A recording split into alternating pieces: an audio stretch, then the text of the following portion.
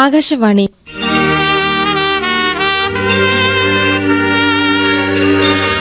മരുഭൂമിയിലെ ശബ്ദം. നാടകം. നാടകരചന ജോയ് ഷാലോ.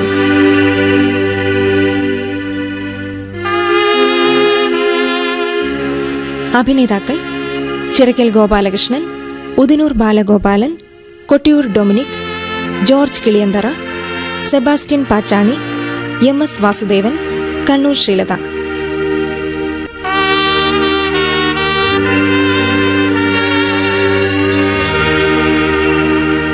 സംവിധാനം V. ചന്ദ്രബാബു.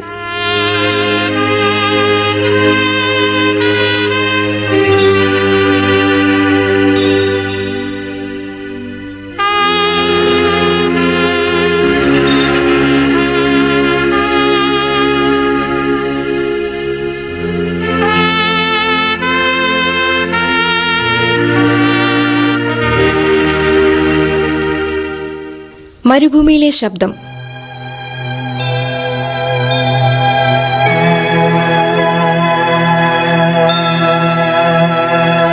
മനുഷ്യപുത്രന്റെ ആഗമനം വിളിച്ചു പറയുന്ന അങ്ങയുടെ ശബ്ദമാണ് ഞാൻ, യോഹന്നാൻ. ഈ വിജനതയിൽ അങ്ങേക്ക് വിശാലമായ വഴിയൊരുക്കേണ്ടവൻ. യേശയ്യാ ദീർഘദർശി അരുളി ചെയ്തതുപോലെ ഞാനിതാ കാലത്തിന്റെ തികവിൽ ഭൂജാതനായവന് വേണ്ടി നെല്ലും പതിരും വേർതിരിക്കുന്നതിന് കൃഷിഭൂമിയിലേക്ക് ചോരയും നീരും തരുന്നു.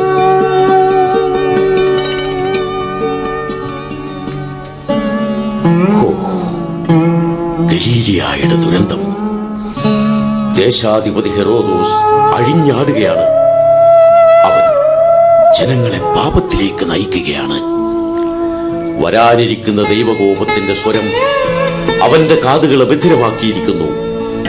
ഹോ ഗലീലിയ!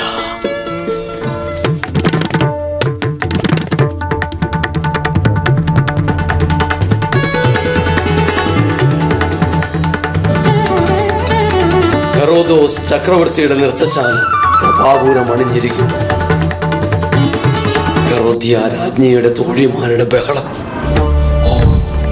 അവളുടെ അങ്കലാവണ്യം. നൃത്തശാലയിൽ ഒളിഞ്ഞു നോക്കുന്ന തന്റെ ഈ സ്വഭാവം നല്ലതല്ല. ജോലിക്കിടയിൽ കൃത്യവിലോപം കാണിച്ചതറിഞ്ഞ തന്റെ പണി പോകും. ഞാൻ ഒളിഞ്ഞു നോക്കുന്നിടത്ത് താനെന്തിനാ വന്നത്? നമ്മൾ രണ്ടുപേരും ഒളിഞ്ഞു നോട്ടക്കാരാണ്. എന്നാലേ കുറച്ച് മാറി നിൽക്കേ, ഞാൻ ഒരിക്കൽ കൂടി കാണട്ടെ.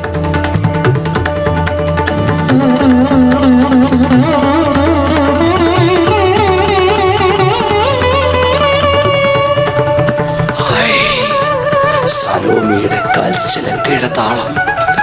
തൊഴിമാർ വീഞ്ഞു പാത്രം നിറയ്ക്കും തോറും നൃത്തം മുറുകി മുറുകി വരുന്നു. പതുക്കെ പറയോ, നമ്മൾ ഒളിഞ്ഞു നോക്കുന്നത് ആരെങ്കിലും കണ്ടുപിടിച്ചാ നമ്മുടെ തല കാണില്ല. പെണ്ണുങ്ങൾ ഇങ്ങനെ നൃത്തം ചെയ്യുന്നത് ഞാൻ ആദ്യമായി കാണുകയാണ്. നൃത്തം കഴിയാറായി. അതാ ഹെറോദാസ് രാജാവും ഹെറോദ്യ രാജ്ഞിയും വരുന്നു. വരൂ വരൂ, നമുക്ക് പോകാം.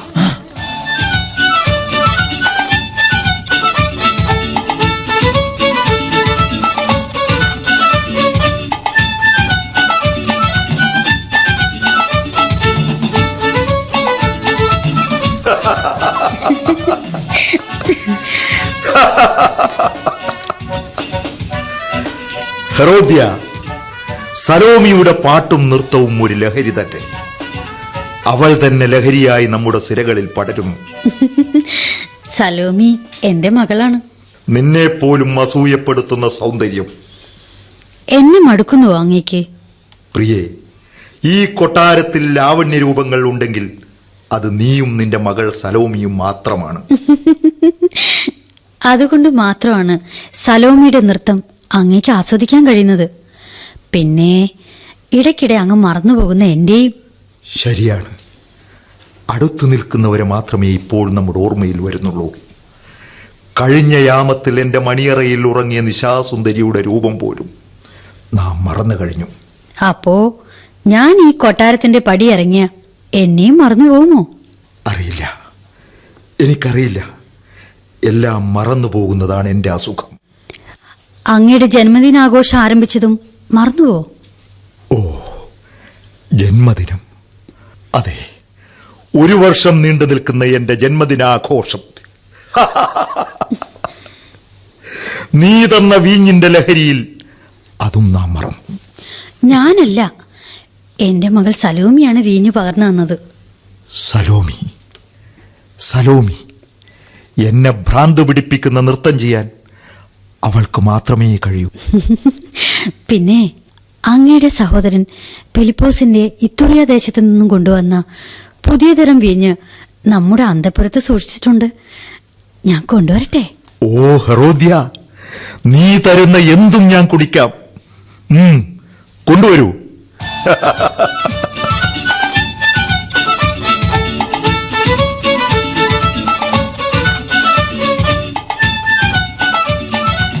തിരുമനസിന് വന്ദനം.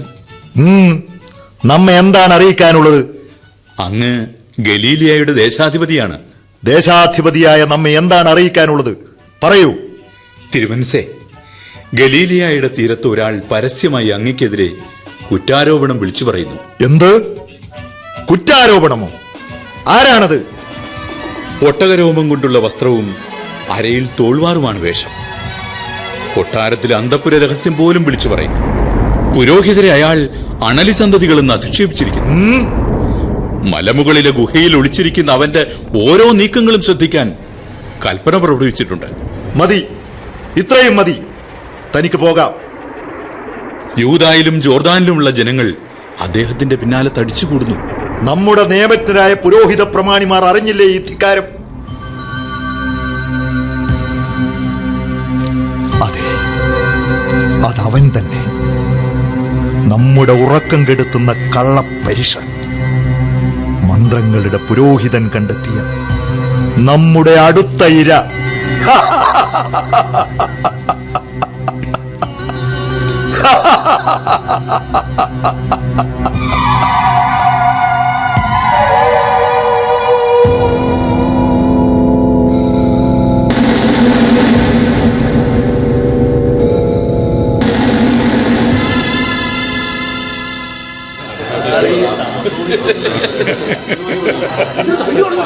ഹെറോദേസിന്റെ ഭരണം നല്ലതല്ല എന്ന് വിളിച്ചു പറയുന്നവന്റെ ധൈര്യം കഷ്ടം തന്നെ. എന്ത് കഷ്ടം! സത്യം വിളിച്ചു പറഞ്ഞാൽ ചിലർക്ക് പൊള്ളും. അങ്ങനെയെങ്കിൽ അത് വിളിച്ചു പറയുന്നവനെ പിടിച്ച് ശിക്ഷിക്കാത്തതിന്റെ. എടോ, അയാൾ പുരോഹിതനാണ്. പുരോഹിതനെ തൊട്ട് കളിക്കാൻ ഹെറോദേസ് അത്ര പെട്ടെന്നൊന്നും. ഹെറോദോസിന് അതിന് കഴിഞ്ഞില്ലെങ്കിൽ എന്താ? രാജ്ഞിയില്ലേ ശിക്ഷ നടപ്പാക്കാൻ? ഹെറോദിയ രാജ്ഞിയില്ലേ? ഹെറോദ്യായുടെ ശിക്ഷ രാജാവിന് കിട്ടുന്നുണ്ടല്ലോ. രാജാവിന് മാത്രമല്ല, അയാളുടെ സഹോദരൻ ഫിലിപ്പിനും കിട്ടുന്നുണ്ട്. ചിരിക്കണ്ട. ഇതും പറഞ്ഞ് ചിരിച്ചവരൊക്കെ സ്വന്തം തല പിന്നെ കണ്ടിട്ടില്ല. അത് ശരിയാ. ജോർദാൻ കരയിൽ നിന്നും സത്യങ്ങൾ വിളിച്ചു പറയുന്നവരെ ഞാൻ കണ്ടിട്ടുണ്ട്. അയാൾ പുരോഹിതനോ അതോ പ്രവാചകനോ? നിന്ദിതർക്കും പീഡിതർക്കും പുതിയ ആകാശവും പുതിയ ഭൂമിയും ലഭിക്കും. തെറ്റുകൾ ചെയ്തവർക്ക് ആത്മപരിശോധനയ്ക്കുള്ള സമയം അടുത്തിരിക്കുന്നു. ലോകപിതാവായ ദൈവത്തോട് തെറ്റിനുള്ള മാപ്പിരന്ന് പുതിയ ജീവിതത്തിന്റെ തെളിനീർ തേടുക. ഇല്ലെങ്കിൽ എത്ര വലിയവനാണെങ്കിലും രാജാവാണെങ്കിൽ പോലും ഈ മണ്ണിൽ ചവിട്ടി അരക്കപ്പെടും. പാവങ്ങൾക്കും മർദ്ദിതർക്കും വേണ്ടി ശക്തിസ്വരൂപനായവൻ എന്റെ പിന്നാലെ വരുന്നുണ്ട്. കുന്നും മലയും അവൻ വെട്ടി നിരത്തും. കാലഹരണപ്പെട്ട നിയമങ്ങളും ആചാരങ്ങളും അവൻ വലിച്ചെറിയും. മനുഷ്യർക്ക് രക്ഷയുടെ പുതിയ വാതായനങ്ങൾ തുറന്നു.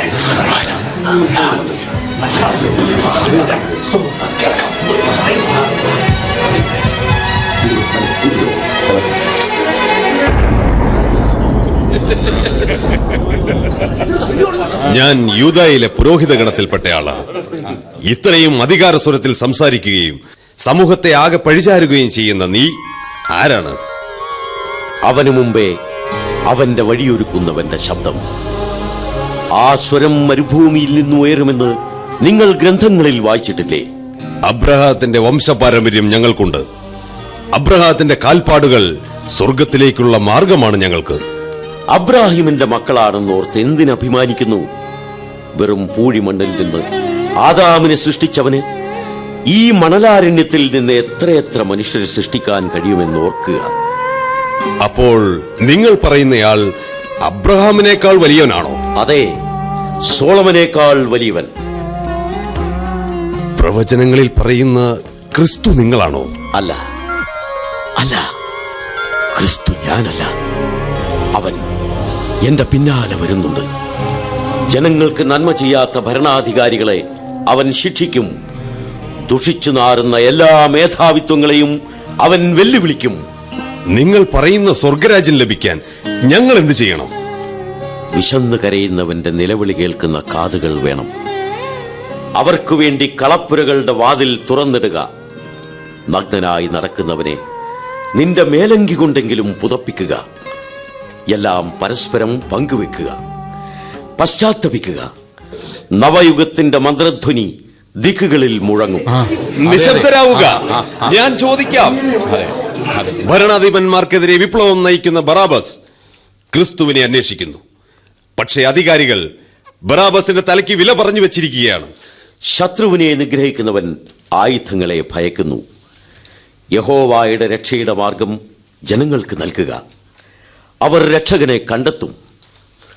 സ്വന്തം രക്ഷകനെ തിരിച്ചറിയുന്ന ജനം രാജാക്കന്മാരെ ആരാധിക്കാൻ മടിക്കും. എങ്കിൽ ഞങ്ങൾക്ക് ക്രിസ്തുവിനെ കാണിച്ചു തരുമോ? അവൻ ഗലീലിയ തീരത്ത് മുക്കുവക്കുടലിൽ പ്രഘോഷിക്കുന്നു. ജെറീക്കോയിൽ അത്ഭുതങ്ങൾ നടത്തുന്നു. ജനങ്ങളോട് വിളിച്ചു പറയൂ, രക്ഷകൻ അവൻ തന്നെയെന്ന്.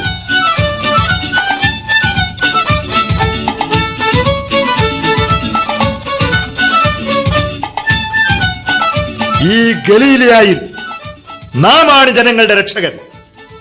ജോർദാനിൽ പ്രസംഗിച്ചു നടക്കുന്നവൻ പുതിയ രക്ഷകനെ തേടണമെന്ന് വിളിച്ചു പറയുന്നു. ദിവസേന ജനങ്ങൾ അദ്ദേഹത്തിന്റെ പിന്നാലെ തടിച്ചുകൂടുന്നു. പിലാത്തോസിന്റെ അരമനയിൽ നിന്ന് ഇതിനെതിരെ ശബ്ദിക്കുന്നില്ലേ? ബറാബാസിനെ കാരാഗ്രഹത്തിലാക്കി.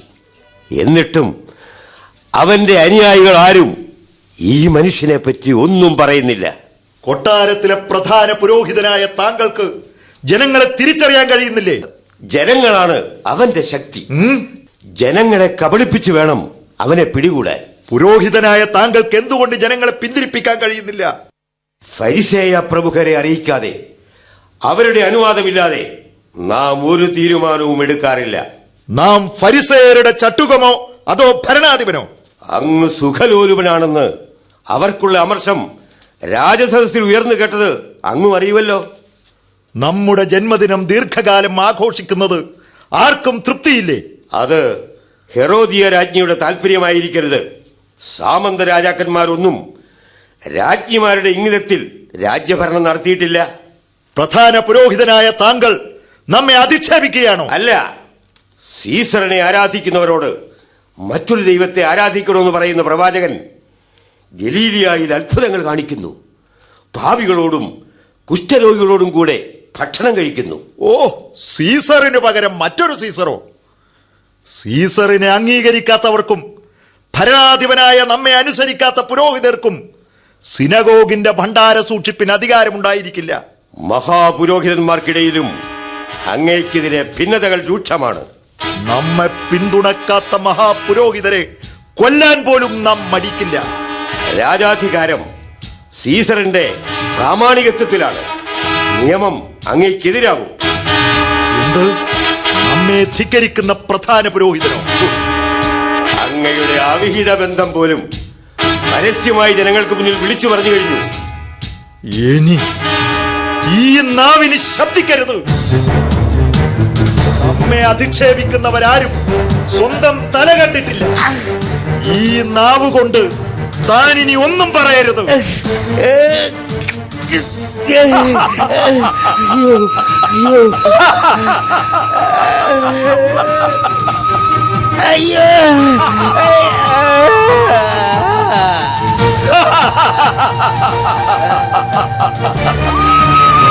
ഹെറോദ്യ, ഹെറോദ്യ, നമ്മെ അധിക്ഷേപിച്ചവന്റെ നാവ് ഇതാ നിനക്ക് സമ്മാനമായി തരുന്നു. ഹെറോദ്യ, ഹെറോദ്യ!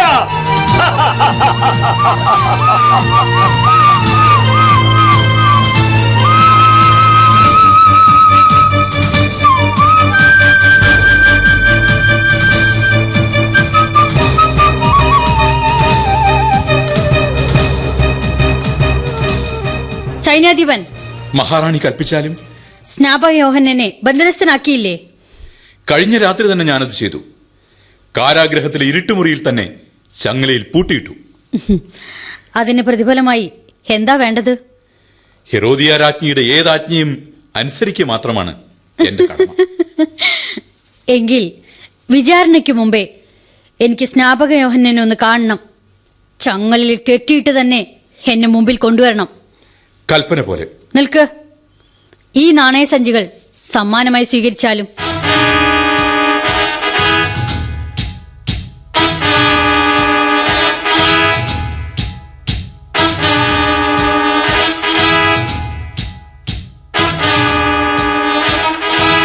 ഈ ഹെരോദ്യയുടെ മുമ്പിൽ ചങ്ങലയിൽ പൂട്ടിയിട്ട് ഒരു പ്രവാചകൻ. ഇരുട്ടുമുറി കിടന്നിട്ടും ശൗര്യം പോയിട്ടില്ല. കാവൽക്കാർക്ക് പോകാം. ഇതാ, ഈ നാണയസഞ്ചി കൂടെ നിങ്ങൾക്ക് സമ്മാനമായി തരുന്നു.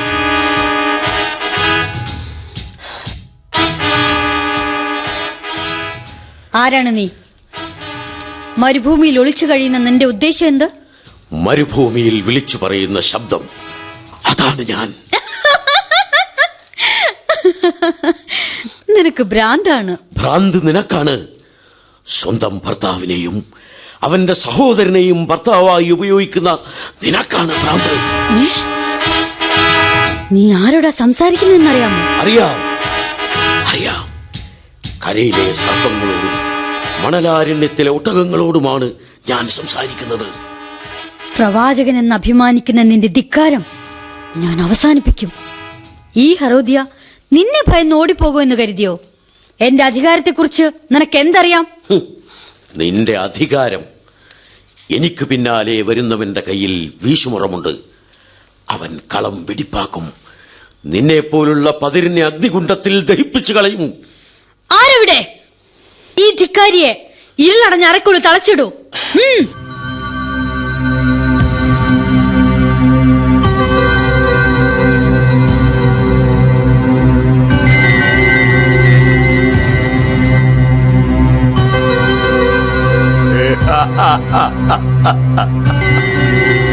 ഹെറോദ്യ, ഇന്നും സലോമിയുടെ നൃത്തം വികാരഭരിതം. മഹാരാജാവിന്റെ ജന്മദിനത്തിന്റെ ആഘോഷം പൂർത്തിയാകുന്ന ഇന്നേ ദിവസം അങ്ങേ സന്തോഷിപ്പിക്കേണ്ടത് എന്റെ ധർമ്മം. നമ്മെ അധിക്ഷേപിച്ചവനെ കാരാഗ്രഹത്തിൽ ബന്ധിച്ചു. നിന്റെ ആഗ്രഹം അതാണല്ലോ. ഇനി എന്തിനു ഭയപ്പെടണം? അങ്ങക്ക് ജനങ്ങളെ ഭയമുണ്ടോ? ഭയമോ? നാം അറിയാത്ത വികാരമാണത്. എന്റെ സന്തോഷത്തിനു വേണ്ടി നീ ഒരുക്കിയ വിരുന്നും നൃത്തവും എന്നെ കൊതിപ്പിക്കുന്നു ഹെറോദിയ, കൊതിപ്പിക്കുന്നു. അങ്ങ് കണ്ട നൃത്തം സലോമിയുടെ സൗന്ദര്യത്തിടമ്പാർന്ന മേനിയുടെ മൃദുലത പോലെ എത്ര സുന്ദരം. രാജസദസ്സിൽ വെച്ച് അങ്ങ് ചെയ്ത വാഗ്ദാനം ഇനി നിറവേറ്റണം. ചോദിക്കൂ ഹെറോദിയ. സ്വർണമോ, രാജ്യത്തിന്റെ സുന്ദരമായ ഭൂമിയോ, എന്തും ചോദിക്കാം. രാജശപഥം ചെയ്ത ഈ അധരങ്ങളെ ഞാൻ കൊതിക്കുന്നു. ഈ നാവിൽ നിന്നും കേൾക്കാൻ കൊതിക്കുന്ന വാഗ്ദാനം ഒന്നു മാത്രം. പറയൂ ഹെറോദിയ, പറയൂ.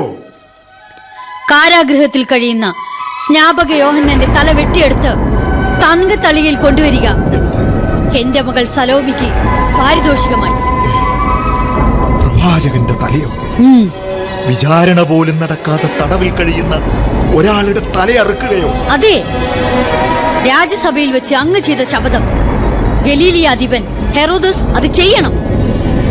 സലോമിയുടെ ജ്വലിക്കുന്ന നൃത്തച്ചുവടുകൾക്ക് അംഗീകാരം. ഇല്ലെങ്കിൽ ഇനി മുതൽ ഈ രാജസദസ്സിൽ സലോമിയുടെ ചിലങ്കയുടെ താളമോ സംഗീതമോ നടക്കില്ല.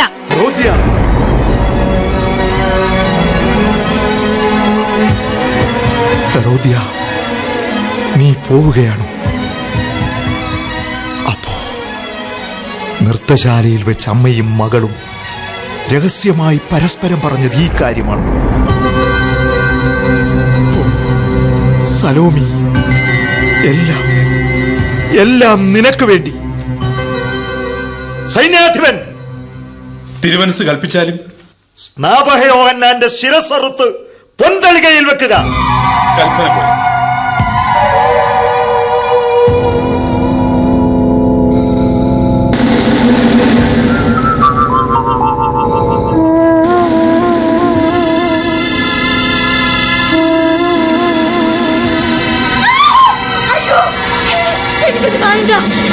സ്നാപകന്റെ ശിരസ് അതിനെ തുറച്ചു നോക്കുന്നു. അയ്യോ, അയ്യോ, എനിക്ക് പേടിയാകുന്നു. ആ തല, അയ്യോ, അയ്യോ, തടികയിൽ ചോര. അയ്യോ, എന്റെ കയ്യിൽ എങ്ങനെ ചോര പിടിഞ്ഞു? ആ ശിരസ് എന്നോട് എന്ത് പറയുന്നു പോലെ.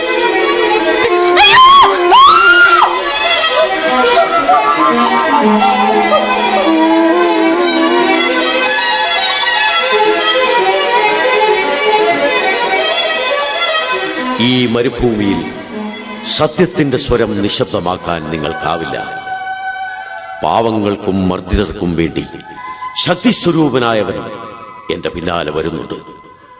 കുന്നും മലയും അവൻ വെട്ടി നിരത്തും. കാലഹരണപ്പെട്ട നിയമങ്ങളും ആചാരങ്ങളും അവൻ വലിച്ചെറിയും. മനുഷ്യർക്ക് രക്ഷയുടെ പുതിയ വാതായനങ്ങൾ തുറന്നുകൊടുക്കും.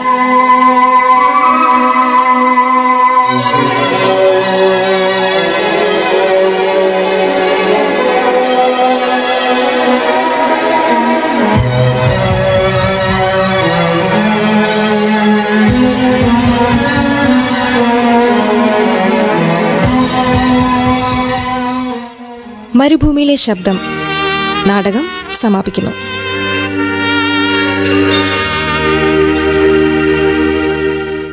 നാടകരചന ജോയ് ഷാലോം.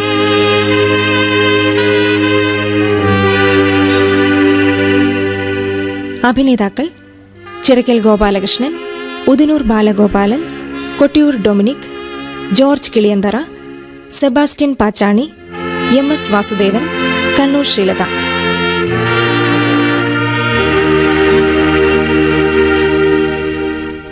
സംവിധാനം V ചന്ദ്രബാബു.